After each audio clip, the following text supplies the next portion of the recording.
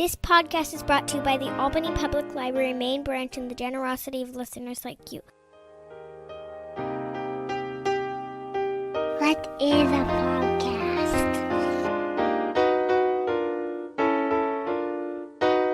God, Daddy, these people talk as much as you do.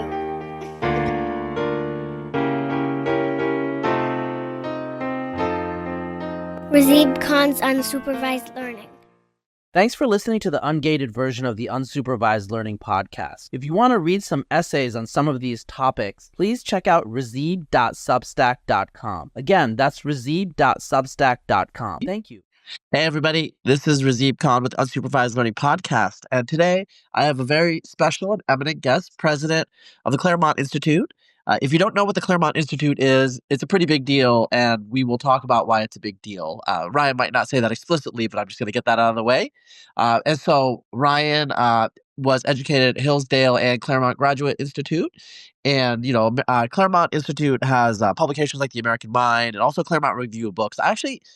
I know it from the Claremont Review of Books first, and then the American Mind kind of became a big deal, I think, over the last half a decade or so. Let's put it that way. So, it has a big footprint, and that footprint has arguably increased over the last decade. Actually, the last decade is pretty much your tenure, so, I'll give you some credit for that, right? But let's go back to the beginning. Claremont Institute in Southern California, just so people know, it's associated with the Claremont, it doesn't have an explicit association with the Claremont colleges, actually.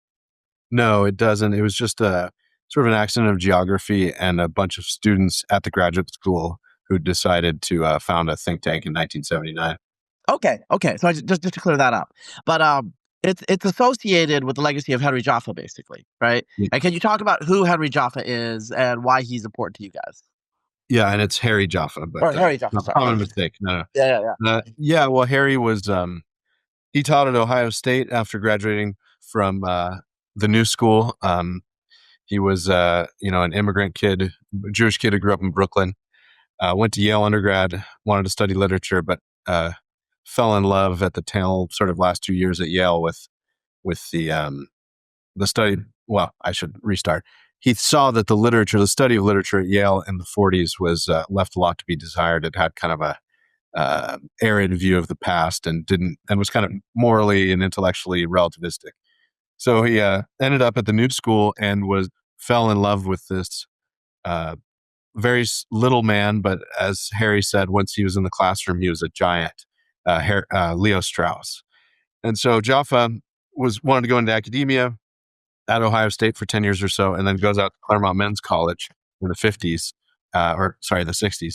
And by the time the founders of the Claremont Institute were taking him in graduate school, it was the mid-70s. And so Chris Flannery, Larry Arnn, both of whom are still alive, and then Peter Schramm and Tom Silver, both of whom have passed away. Larry, of course, is our vice chairman and has been president of Hillsdale College since he left the Claremont Institute as president in 2000. So that's kind of the quick and brisk history. They were all students of Jaffa's, and Jaffa was a scholar of Lincoln, and then increasingly in the 70s, 80s, and 90s, a critic of the conservative movement and kind of a scholarly and polemical defender of the American founding and the founders. Yeah, I mean, so for a lot of the listeners to this podcast, obviously, we have a diverse array of ideologies. Actually, I know because I've run surveys and, obviously you talk about science and all sorts of things, and, some contemporary politics. But when you talk about the conservative movement, that's a very specific thing. And honestly, it's kind of a niche interest. So, I think what you mean by that are, there's like the old right. So there's a conservative movement that's pre-World War II. A lot of it comes out of anti-New Deal activism, obviously, and maybe before that, Calvin Coolidge, the non-progressives in the Republican Party, I guess some of the Democratic Party as well. And then after World War II, you have William F. Buckley, you have Frank Meyer, with fusionism, which is kind of like libertarianism combined with some social conservatism and anti-communism. And that was kind of the core of what became intellectual conservatism that fed into the Reagan era. And so can you talk about what issues Jaffa had with that movement or where he positioned himself within it? Yeah. Well, he was, so he ran afoul of some of the old right to the extent that they were still writing for National Review, especially their view of Lincoln. It's kind of a mix of the old right and the libertarian right at National Review in the 50s, 60s, 70s. They thought Lincoln was the beginning of big government and was a great betrayer of the limited government of the founding, and Jaffa tried to set them right on that issue and help them to understand Lincoln. His most famous book was on the Lincoln-Douglas debates called Crisis of the House Divided, and then he had a big book follow-up sequel in 2000, so many decades later, called A New Birth of Freedom. So there was that. Also, Jaffa thought that neoconservatism, for different reasons, neoconservatism, traditional or social conservatism, and the New Deal critic side of conservatism, is not all had their defects. He thought that traditionalism paid an insufficient view or downplayed too much the extent to which the American Revolution and the Declaration of Independence were revolutionary rather than just an articulation of the rights of Englishmen against abuse. And he thought that neoconservatism, especially in the figure of Irving Kristol and some of his writing, this is sort of how some of the fights kicked off. These names won't be familiar to anyone but maybe two of your listeners, but Irving Kristol and Martin Diamond, scholars of America, one a journalist, one a political theorist and professor.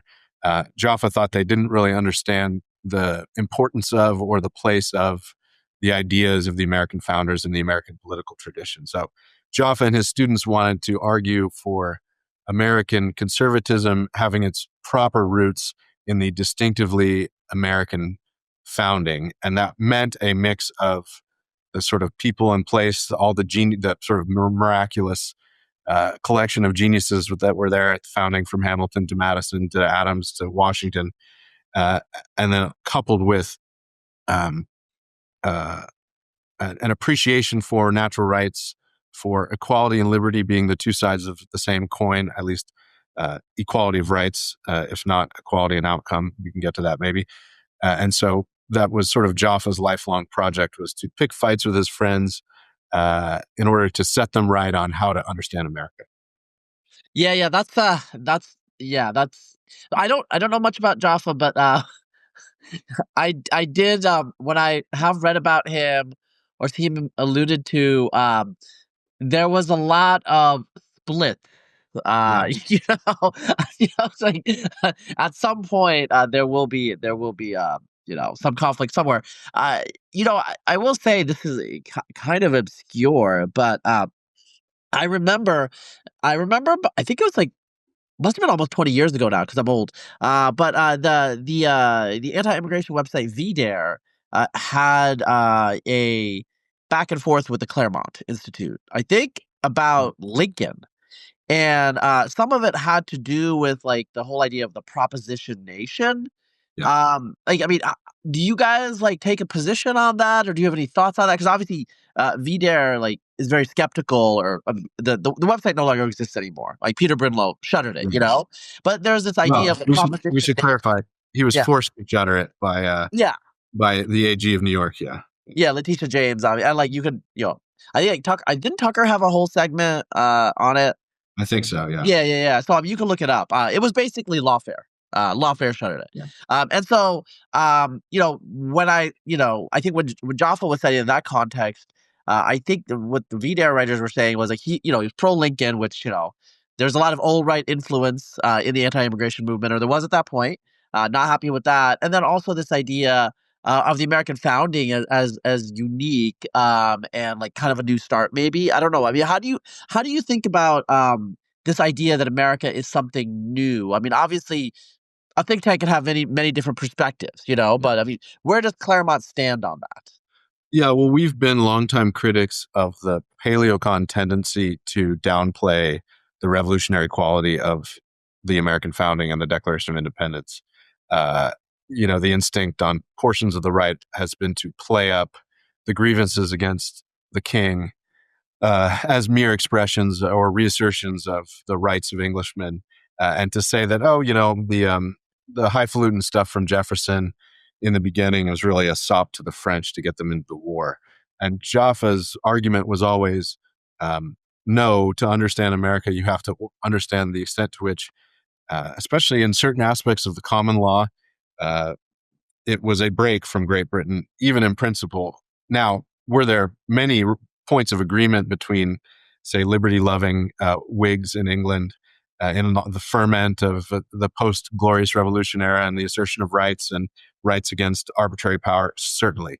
But the Declaration of Independence was a firm break from what had come before, especially in its enunciation of the proposition that all men are created equal and that they're endowed with certain rights, et cetera. Not just common law rights, but rights by nature and rights by God.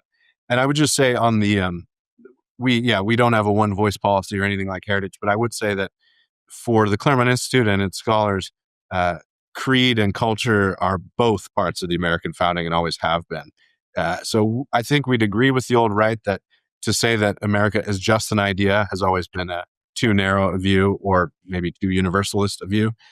People, culture, habits, all very important. As Jaffa liked to point out, especially in some of his late critiques of the democracy project in Iraq, it took the American founders the better part of a century to get this right.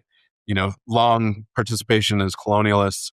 They learned, they sort of learned as they went. Even they passed the Articles of Confederation, and that was pretty defective. But their enunciation of principles in the Declaration after over a century of experience as colonists was a truly revolutionary moment. And to understand America, you have to understand the ways in which that intellectual transformation in America became a piece of the American mind and was influential. So it's not just the people, their habits, and their religion as homogenous as it was at the founding, heavily Protestant and all the rest. It was also this revolution in ideas. Yeah, I do have to say, I probably should note, Jaffa passed away in 2015. So he was around for, this whole arc of, post-World War II American history when, there are all these political conflicts and disagreements. And America changed a lot. And I will say that I do appreciate, so in my experience with like the things that you guys have said, I do appreciate that it's actually kind of complicated in terms of like walking and chewing gum, because a lot of people try to like take extreme positions, where it's like, oh, well, if you just like arrive in the country like 5 years ago and, follow all the laws, you become a citizen. Right. And like, okay, well, that's done, Whereas other people, on the other extreme would be like, well, you have to be like a heritage American, only the people with like roots back to whatever. And I think, the Claremont Institute, scholars there and like your way of thinking is like, it's a little bit more complicated than that. And, the culture and the history and the heritage and the experiences of all of America kind of go into it. And I think intuitively, though, I do think that most common average Americans also agree with that, actually. I think like I'll call them ethnicists instead of racialists. I don't think most Americans are like that anymore. Honestly, there's not. Also, like most Americans think it is more than just a piece of paper. Right. Like you got to kind of get committed to the American way. There's a particular American way, kind of like a spirit and industry and independence. And, there is in England, and they're very different. Yeah. No, my if people want, a nice concise piece of reading on this by the editor of the Claremont Review of Books, Charles Kessler, from 2005. He adapted this AEI speech he gave. So if you just Google Crisis of American National Identity, Kessler with one S, Claremont Review of Books, it'll come up. And Charles's point was always, he was sort of critiquing Sam Huntington and the Anglo-Protestant determinism, to paint with a broad brush of Huntington. And Charles said, look, the culture is important, but the Declaration in a way shaped the politics that followed from it and was meant to be a bit of a break with the culture of the rights of Englishmen as it had been inherited by the colonies and the colonists. And so it did issue in something new. And that's a part of what a lot of just normal Americans love about America, is the idea, as much as they're obviously the smarter ones and the more perceptive ones know that you can't just put any random people into America and they're automatically Americans.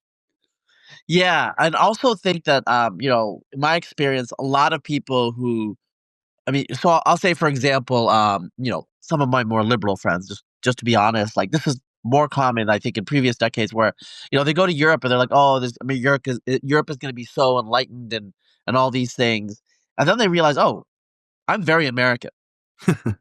All of a sudden they understand what it means to be American and how American is different. I think, that contrast effect, just going abroad, I think really tells a lot of people, the differences between Americans and non-Americans. I want to go back now into like a little bit of a, maybe more esoteric for some people, but I want to know about like what's going on here. So you mentioned Leo Strauss. Leo Strauss was a classicist, and he had a very like specific understanding of how the classics were supposed to be read in terms of kind of like their surface layer and then like an esoteric layer. And he influenced many people in the conservative movement in particular, but not exclusively neoconservatives. Yeah. And so, during the war, during the war on terror era, neoconservatives were very powerful in foreign policy, and then there became all sorts of conspiracies about Straussians and this esoteric and exoteric aspect. Some people will translate and say, well, that's what they're doing. Like they have like secret motives, and it just got really out of control that way. Now Jaffa, as you said, had an association with Strauss as well. And I know there's something between East Coast and West Coast Straussians. I think, I think Jaffa is obviously West Coast. Can you talk about what that is? Honestly, I haven't dug too far into that because it starts to get really complicated. Yeah. The East Coast versus West Coast Straussian debate. I think Alan Bloom would be Alan Bloom, Closing of the American Mind, would be an East Coast Straussian, correct? Correct, an East Coast Straussian. Will bore everyone to tears if we go to find distinctions. At one point, the now late political science professor Peter Lawler liked to joke that there were Sunbelt Straussians, and anyway. But the easiest cipher, or the easiest sort of summary of East Coast versus West Coast is that West Coast Straussians really issued it in Jaffa and his students, and were always more comfortable with the scrum of American politics. But at the intellectual level, they took a somewhat different view of America. And I'll caveat all this by saying this is broad brushstrokes, but it's good enough for government work. The East Coast Straussians sort of sided with Strauss's reading of John Locke, and they said that America is modern. The modern political project is to lower the sights of politics, to build on solid but low foundations, that is the preservation of property rights, the unleashing of acquisitiveness, economic growth, and to really take the highest questions out of politics in order to preserve civil peace. Now, there's some truth to that. That certainly was part of Locke's project, addressing the centuries of religious wars in Europe.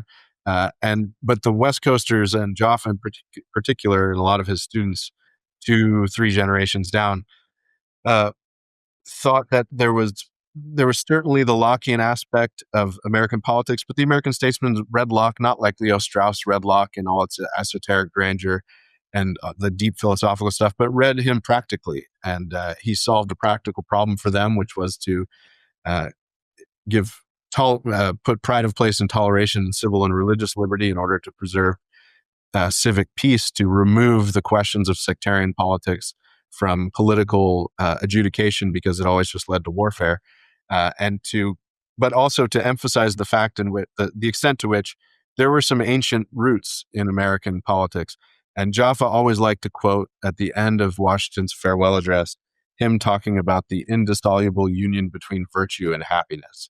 This, for Jaffa, showed the extent to which the American founders were not obsessed or building exclusively on some lower vision of politics. There was certainly plenty of room in the American founders' thought and their political practice for the necessity for virtue and Republican virtue.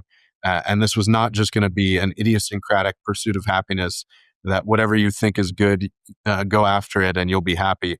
There was this older notion that there is objective truth about human nature, about rights, and about human flourishing, and you had to marry those things somehow in republicanism. And there's even the religious aspect.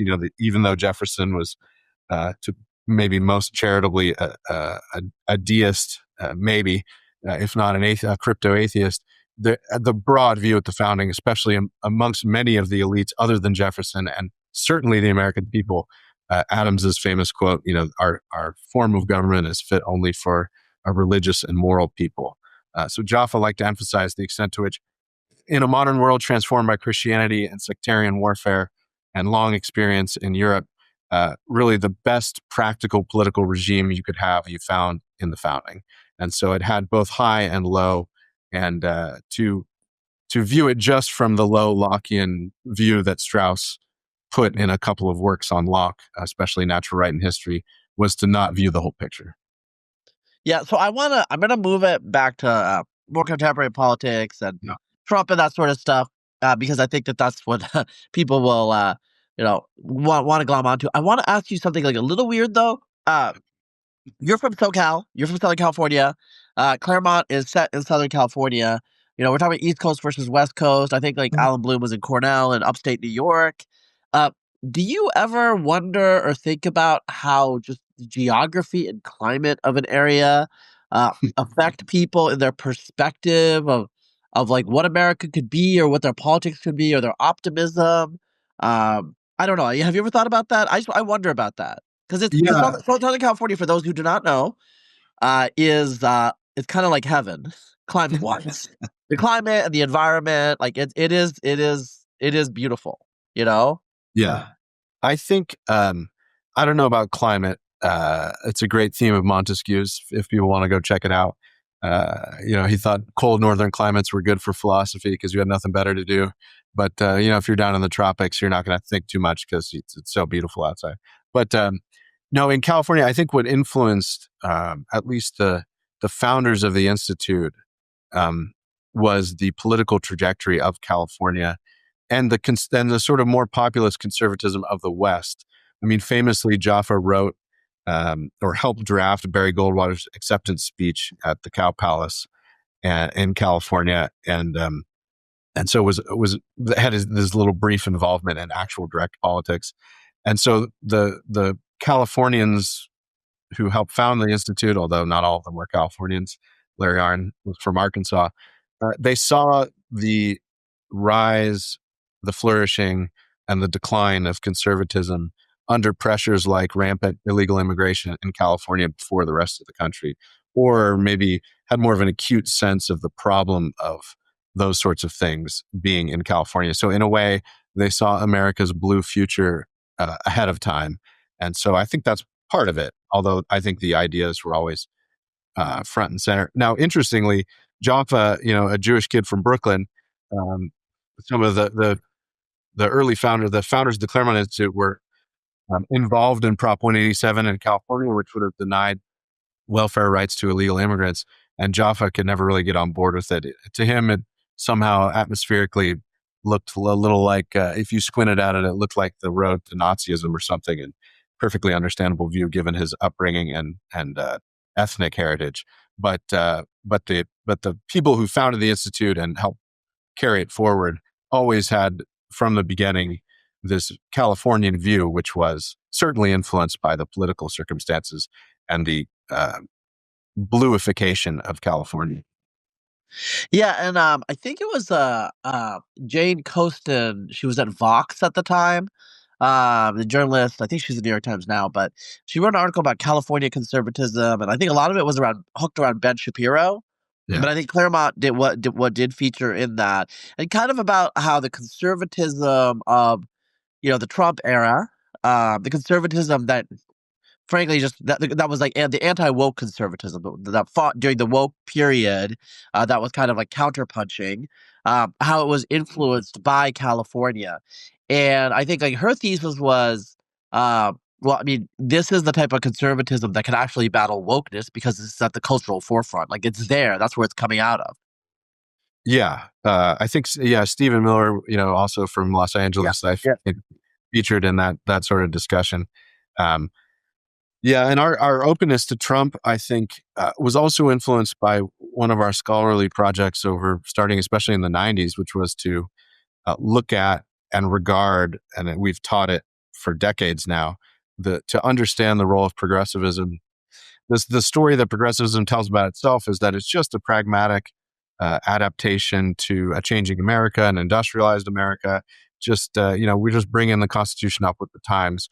Whereas our scholarly project had always been to look at the words, the intellectual currents, and the statesmanship of Woodrow Wilson and his interesting rhetoric, and then subsequent politicians, and to say, no, starting in the late 19th century, progressivism, first intellectually and then politically, was an anti-constitutional project. They really wanted to transform the separation of powers and introduce this new insulated bureaucracy more on the kind of German state model or German state theory. And that was something new. And so we saw in Trump, we'd been writing about this for a while, especially my colleague, John Marini, it would really take a true outsider to break from the post-war consensus that just accepted bureaucratic and administrative government from the national state as just the way you do business, the way you have to do business in a national economy.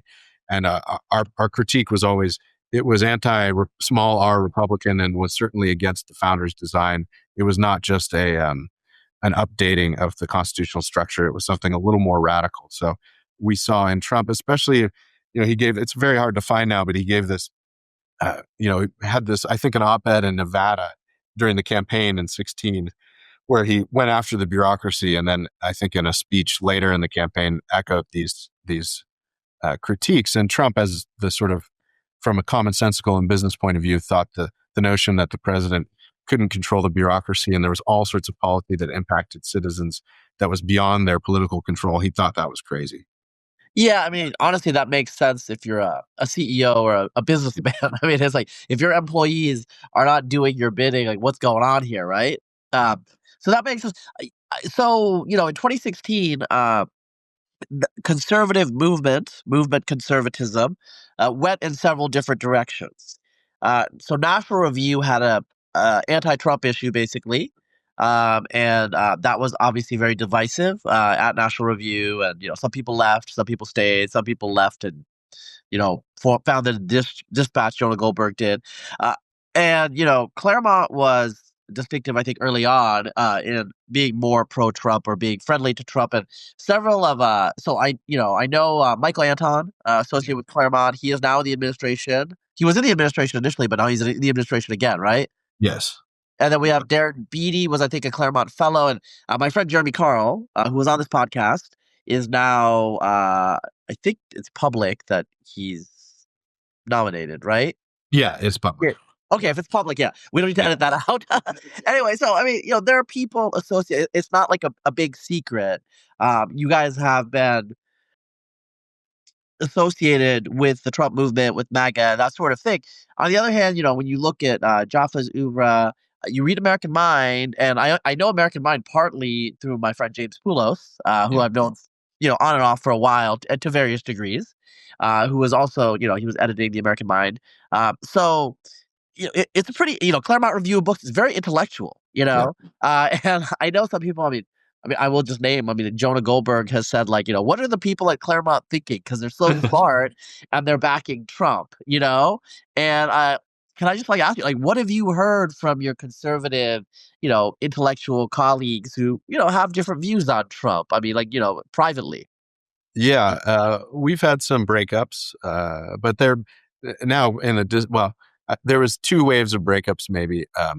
There was the initial ones in 15 and 16, and then after January 6th, especially because my colleague John Eastman, sort of by accident, ended up speaking at the Ellipse, and then, of course, represented Trump in his personal capacity. It wasn't an institutional representation of Trump. John, as a lawyer, made some arguments that were quite controversial about the Electoral College and the count and all that, and I think a lot of your listeners will remember that. And John has now been hounded by lawfare for 4 years.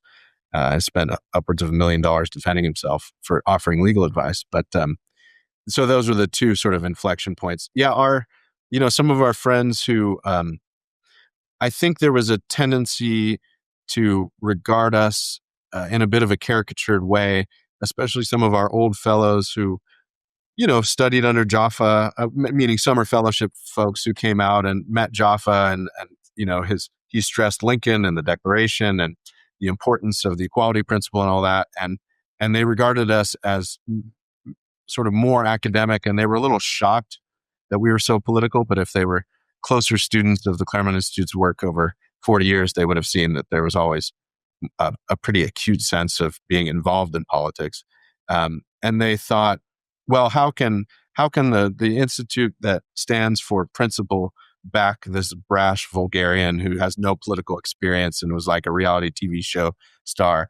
And, we've tried to explain ourselves over the years to them, both privately and publicly, which is to say, I think the good example is Mike Anton's Flight 93 election essay. He says, is Trump perfect? No, far from it. But we're in such a state of affairs in our national politics that, and if you look at the sort of plans of the Democratic Party and a lot of their arguments, especially the leading edge of the left of the Democratic Party, we're not really playing politics between the 40-yard lines anymore. So Trump, as imperfect as he is worth the risk because he seems to understand some of the things, some of the corruptions of modern government, especially, as I said, with the administrative state.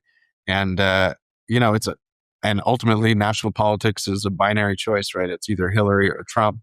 And so we're going to do our best to back the candidate that we think will do better.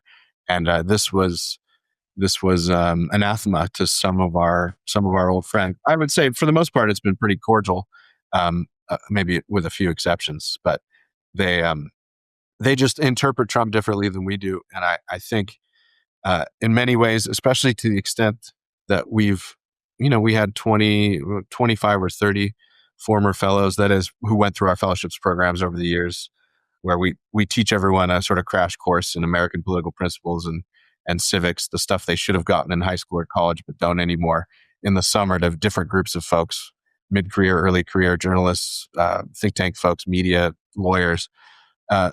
Now in the second administration, we've got about 75 people in the administration who studied with us in some form or another. So this is, in a certain way, we're not purists, we're political realists, I think would be an easy way to put it. You back the horse that you think will do the least amount of harm, and you try to make him the best version of himself that he can be. And Trump was certainly, I think part of what complicates this is Trump was such an aberration in American political history. I mean, the only non-politician who wasn't a general to win the presidency, not once, but now twice. It's sort of a crazy new ground that we're on. So it's disorienting to a lot of people. Have you read Asimov's Foundation? No, I've watched the series, which people don't like, but I haven't read. Well, I mean, so you'll get the reference. In a way, Trump is like the mule, Yeah. So if you're a progressive technocrat, there's kind of like a certain arc of history that you're expecting, and then like this guy shows up, and obviously, and it's for some of my listeners are not. They probably weren't paying attention in 2016, but like early on, they didn't take Trump seriously as a potential nominee, like anybody, almost anybody, So, it was a pretty big shock. I'm actually curious. So Michael Antom, he published the Flight 93 election, that piece. I think it was originally an UN's review, or there was a version in UN's review, and there was a version in the Claremont Review of Books, right? Yeah, there was a first version. It was a different essay in many ways. Actually published at Tacky Mag. It may have been picked up by UNS, I'm not sure. Called Towards a More Coherent and Responsible Trumpism or something like that. And then a new essay, which we published on the website of the Claremont Review of Books in September of 2016. And so what was the reaction to that publication, to publishing that piece at the time? I was curious. Yeah, there was, some of our, some have stayed friendly, some, but who were vociferous critics of it at the time. They thought it was, over the top. It was misdescribing the stakes. Hillary Clinton was not going to be as bad as Mike thought, and trends were not as bad as he thought. And so there was a lot of that. And then we had a few permanent breakups that really started with that essay. It was just a bridge too far to defend Trump in this way, even that early. Now, a lot of those people have come around. I remember, especially the Kavanaugh hearings, getting some private notes from people saying, okay, you guys were right. There's just sort of the scales fell off the eyes about the nature and mendacity of certain parts of the modern liberal project. And just to throw back to our previous point or add on one of my topics, we had studied the ascent of modern liberalism and had seen the extent to which really every Republican president since Nixon and including Nixon was regarded by modern liberalism as per se illegitimate. And so them regarding Trump that way was nothing new. So I think that with that history in mind and that institutional study that we'd done, it wasn't that crazy to bet on that horse. Well, I mean, looking at precedent, perhaps in the second J.D. Vance term, liberals at the New Republic will look back with fondness at that, socially moderate Trump, because like Reagan, like now they quote Reagan's like comments on immigration, which are considerably different than Trump, or talk about, or like George W. Bush is no longer Vladimir Putin of America. Yeah, there's the strange new respect phenomenon for previous Republican presidents. Yeah, it's always that, because I'm now old enough to like have to notice it. Where it's like, wait, okay. If Mitt Romney's Hitler, then it's like all bets are off. Okay. For me, like this is like unrelated to kind of intellectual things we were talking about. The Liz Cheney, this Liz Cheney and Kamala. Okay, that one to me was like, wait a second. It's like, are our memories that short? Because like the Cheney family were like the first family of darkness, right. Like as recently as 15 years ago.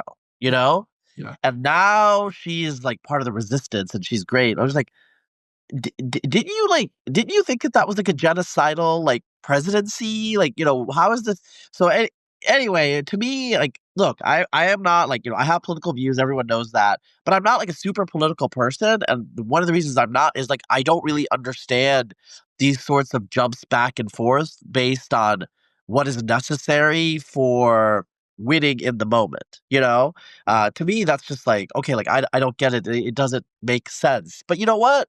That is how humans are, right? Yeah. And American politics, people lament somehow this allegedly very recent turn in American small d democratic politics to, conspiracies and wild stuff. And I think any serious student of the political history of America should see that it's always been pretty wild. Flits between populism and all the rest. I mean, there's really nothing new under the sun. The newest thing, of course, is which is always new, is ever-changing circumstances, technological progress, and all the rest. But human nature doesn't change all that much, and we're still afflicted by the same passions. And it's a huge country with tons of people in it, and a lot of them vote. And that's been the case for a long time. Yeah, I mean, we are a democracy, and that's how it is. And that was one of the problems with technocratic progressivism in the early 20th century, or that was one of the problems they were trying to solve. Yeah, because like the world was too complicated for the democracy that we had. So actually, from like a political science perspective, because I think that's what a lot of your academic training is. Yeah. What is your opinion about like we're going through a realignment, or something is going on in America? So, some of the people that voted for, well, definitely George W. Bush, but also Mitt Romney are now resistance, like, Democrats, I guess. And some of the people that voted for Obama are now MAGA. So I guess I'm in a weird position. Again, like I like to say, like, I'm not like super political. I don't think super deeply about this, but like I've gone through like more or less libertarian, but I've kind of always been on the right my whole adult life, going back into the 1990s. Meanwhile, I have friends, I will tell you, who are like extremely far right, and then they will tell me that they went door to door for Obama in 2012. Okay, so I don't get that. I don't get that. You know what I'm saying? Like I don't, or I know people who are like extremely partisan Democrats now, but they do tell me, yeah, like I voted for George W. Bush. Yeah. And Mitt Romney. And I don't get that. But can you like talk about like what is going on in this country that these sorts of things are happening? What's your take? Well, part of the weirdness is that we've had neither party. We've kind of been in an aberration cycle in American politics since in the post-Cold War era. Neither of these parties, we're a deeply divided country, kind of a 50-50 country in many ways. And neither of these parties has really won the argument decisively and dominated national politics for a generation. which used to be the old cyclical way of American politics until the Cold War. Now, Reagan got close to a realignment, but didn't quite affect it. And part of our argument has been that the big variable that has changed a lot of our national politics, and there's all sorts of, it's changed Congress, it's changed the budget process, has been this huge administrative state, which, was there in embryonic form in the New Deal, but is completely dwarfed by what emerged after the 60s and into the 70s with the Great Society and all the rest. And so I think there's also the extent to which the modern university plays a big part in this. I mean, really, the university and progressivism grew up together in America, at least as we understand them today. And so there's this fusion, and there, different writers across the right have written about it in different ways. Yarvin's Cathedral and Jordan Hall versus the older critique of the managerial society by Burnham and the rest. But there's this new thing that's dominated our national politics and has sucked up a lot of the resources and doles out a lot of the benefits that's kind of outside our normal separation of powers. And the university, and the modern university in many ways, not all of it, but a good portion of it, especially in the social sciences, is kind of the applied science of the administrative state. And so that, I think, explains a certain aspect in which, especially the well-educated in America, those with college degrees, have drifted, especially over the last 30 years, towards the left, or at least towards the Democratic Party.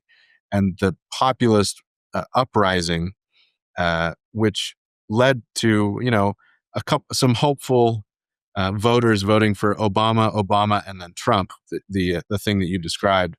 I think that the divide is really a class and educational divide, although you and I, Razib, both know, and I guess are examples of people on the right who definitely have advanced degrees, let alone the whole Claremont Institute. But as a popular political phenomenon, I think you have this populist movement working in middle class is the sort of the core of the Trump base. And the open question is whether the Trump movement, the MAGA movement, and its successor on the Republican side of the aisle can consolidate and expand that coalition to some sort of not permanent, but some sort of dominant governing coalition for the next 20 or 30 years. That's an open question. It's certainly being helped by the left's turn to, or its embrace of, 80-20 culture war issues on the wrong side of that ledger. And it's sort of the difficulty of the old moderate left or the old moderate Democrats to dominate the party, and the rise of the Mamdanis and the AOCs and the civil rights organizations and all the rest. Yeah, the 80-20 is very interesting. I mean, I think was that Andrew Breitbart said politics is downstream of culture, and like that's a debatable point. Yeah. But it's a very it's a good catchphrase. You're talking about the institutions that have created, in a way, they've created the modern left, but like modern left has also shaped them. Yeah. The academy, the bureaucracy, the media. Hollywood. Yeah, all of these things. And I was an academic. You're academic adjacent. I've dabbled. Yeah. Yeah. I was in academia. I mean, I'm sure you had this experience, or maybe you're in political science, so it might be like, I've had so many experiences in my life, to be honest, where people are like talking about, conservatives and how do we reach them, or like, what are they like? And like, I'm just like, okay, well, I'm here, and the people are like in shock. And I'm like, okay, like, you know what I'm saying? It's just kind of like being gay in the 1950s. Like, do you say it or not? I don't know. Because I don't want to be disruptive. You know what I'm trying to say? But yeah, it's definitely like interesting. And so like this realignment is happening on the mass political level, but people of the chattering classes, the thought classes, to be candid, there's just an almost like cultural, reflexive, like aesthetic revulsion to Trump populism. Because a lot of the people, I mean, I'm not like the most incredibly socially conservative people, but I know people who are like, pretty like socially conservative people who were super pro Romney, for example, Mhm. who are extremely tepid to Trump and maybe like vote for him reluctantly, if at all. And that has to be an aesthetic issue, right? Yeah. No, I think so. There's also just the social pressure aspect of it. I mean, if you live in a blue city or work in certain industries, there is immense direct and indirect pressure to, at the very least, hide your political opinions or your votes for someone like Trump. And that was the case before with maybe Bush or Romney, but it's just amped up to 11 now because of Trump's sort of brash personality, the sort of insult comic in him, his complete lack of governmental experience before he ascended to the presidency, and just there's the style. Yeah, so I think a lot of it is style and aesthetics, to be sure. Well, so this is actually a good segue because the last thing I want to talk about, you're a politics guy, but like, I want to talk about this because Claremont talks about non-political things or things that are maybe not explicitly political. So Spencer Klavin's piece, A Matter of Taste, that came out, I think so it was like last year or last spring, maybe like 2024, about conservatives and culture. Yeah. And like conservatives cannot do culture. And, you've been around, I've been around. I think in some ways, I don't know if it's like it was totally true in say like the late 20th century. So for example, it was the norm a lot of times that like abortion would not be there was a period where abortion was not shown in a positive way, or like, like I think in a circle of friends, there's a miscarriage, whereas in the novel, she has an abortion. Like I'm giving you an explicit example, right? That wasn't always true because I later realized, like in Fast Times at Ridgemont High, she did have an abortion in the early 1990s. I think that was the pro-life movement imposing enough pressure that Hollywood was just like, let's just like avoid this issue, you know? So it's not like conservatives had like no effect. But the reality is, film, like probably like novelists as well. Like all of these are, the redoubt of liberals, like right thinking liberals. Like it's a monoculture. And we inshallah we like have long lives ahead of us, do you think that will change where there'll be a critical mass of like people who have a different cultural perspective? That's what I'll put it. Because there is like Christian film, but that's a ghetto. Yeah. It's not mainstream. Like, I mean, how do you feel about that prospect as someone, because you guys do have a cultural mandate as well. Yeah. Well, I think the donors on the right, I think Mike Anton wrote a piece on the American Mind for us. I think it was, I forget what the title was, but he basically said, we need the Tom Wolfe project. We need more cultural stuff on the right. And, Wolfe sort of is an interesting example. He's a hero of Mike. That's why he picked him. But I think the donor class on the right has been much more kind of ROI focused than the donor class on the left. Now, there's plenty of donors on the left Soros and others who are doing plenty of ROI political stuff. But I think they're much more comfortable throwing money at, and they have been for a long time, partly because there's more money on the foundation left to do it, at just, flyers and stuff that's not going to give you immediate results, but is nonetheless provides much more space for cultural scenes and cultural production. And I think that's slowly changing on the right in the donor class, but it still has not caught fire. And I know a lot of I would say my advice, I guess, I would just borrow from my friend Michael Walsh, who has written a bunch of books, one of which is called The Fiery Angel, which is about culture across the West. And his point is always, if you want to do good art, you have to first do good art. You don't want to be didactically political. It has to be good art first, and then it has a message afterwards. And I think the right has, especially parts of the Christian right on the film side and everything else, has sort of reversed that, which is to say it's political art first and then it's art second. So I think that orientation is changing. Our friends at Passage Press and elsewhere are trying to rectify that, but it's going to take a while, I think. So I think there's the stirrings of that understanding and that realization, and people are trying to create institutions and gather money to promote something like a right-wing culture scene in America. But so far it's obviously younger and much smaller than anything on the left, which has had a head start, both in terms of funding and time. Yeah, I will say, I think you also see this on the left because I think some of the stuff in the last decade or so, especially plus or minus a couple of years of 2020, it got so woke and so political, it was bad. Yeah. Like the best cultural production on the quote unquote left is understated and implicit, and people don't even know what they're seeing, Whereas like when it's like in your face, like just normal people are like, okay, like I was there to be entertained and enjoy some art. Like, what was that? Yeah. And like some of the stuff that you do see, well, I mean, Conan the Barbarian, Yeah. which was, the director is right winger, I don't think people think of that as a conservative movie. And I don't even know if I would necessarily define it as conservative movie. It was good. Yeah. The values at the heart of the movie, though, definitely are woke, Yeah. And there's plenty of output from Hollywood. Well, plenty. There's some output from Hollywood where the art transcends the artist, right? And people are just people, even on the left. So they'll create good art and it maybe have somewhat conservative values without even knowing it. The one from the last decade that people like to talk about was A Quiet Place, which was right wing, quote unquote right wing, because it was pro life, it was pro family. When you encounter people in extremis, the enduring lessons of right wingery or conservatism, to use the hoary terms somewhat usefully but not wholly usefully, that can also happen as well. But I think the right just needs to.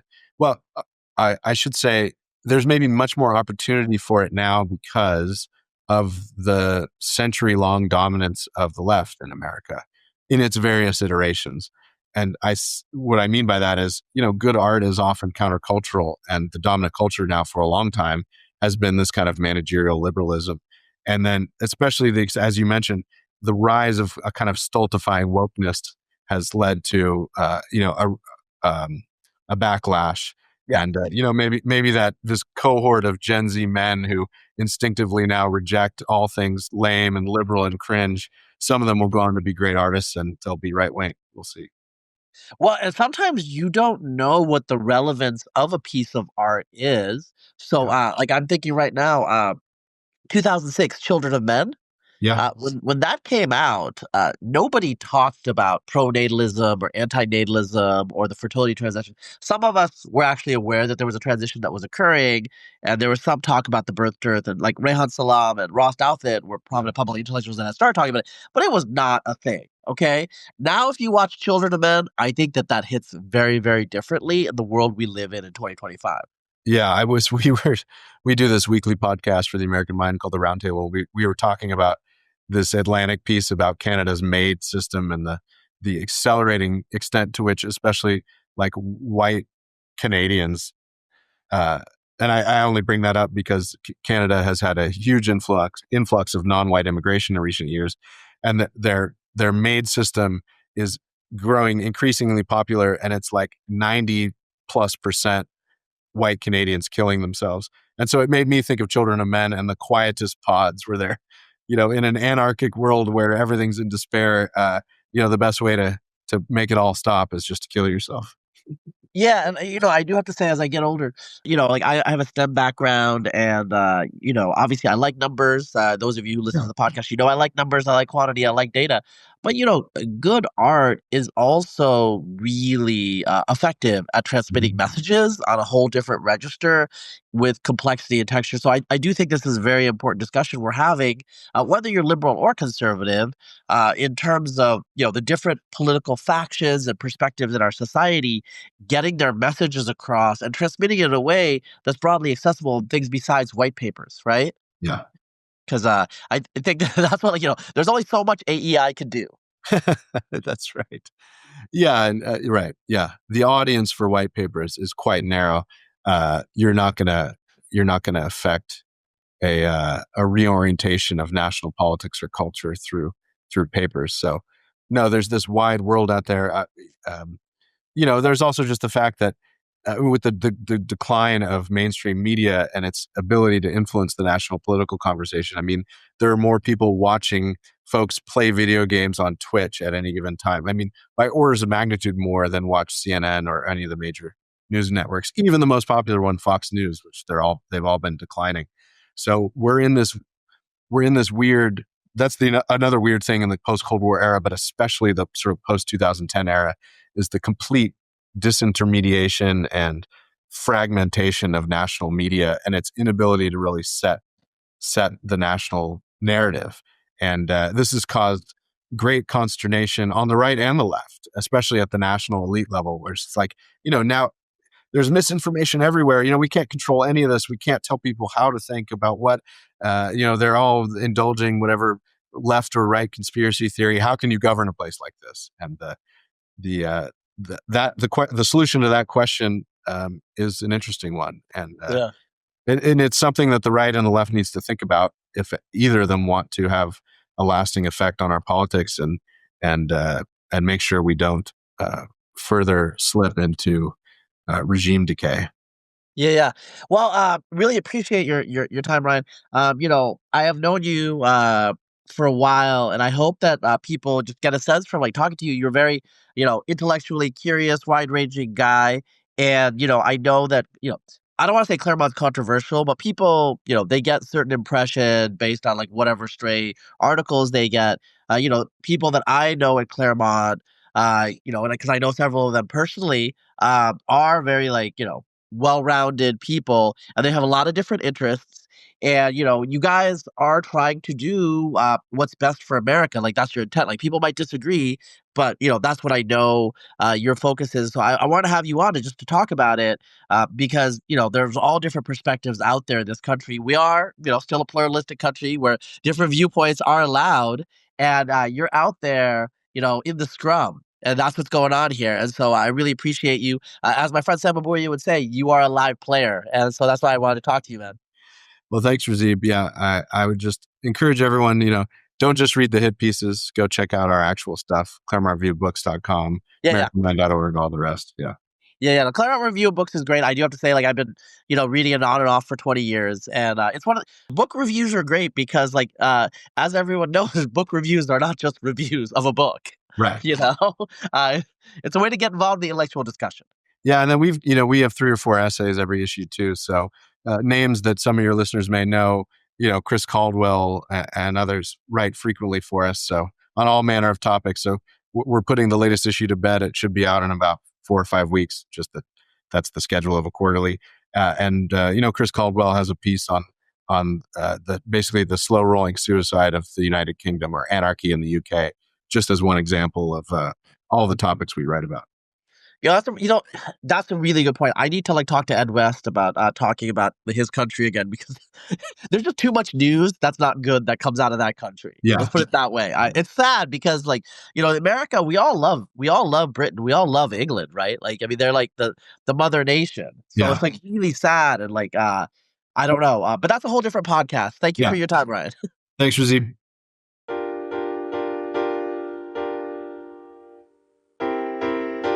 This podcast for kids.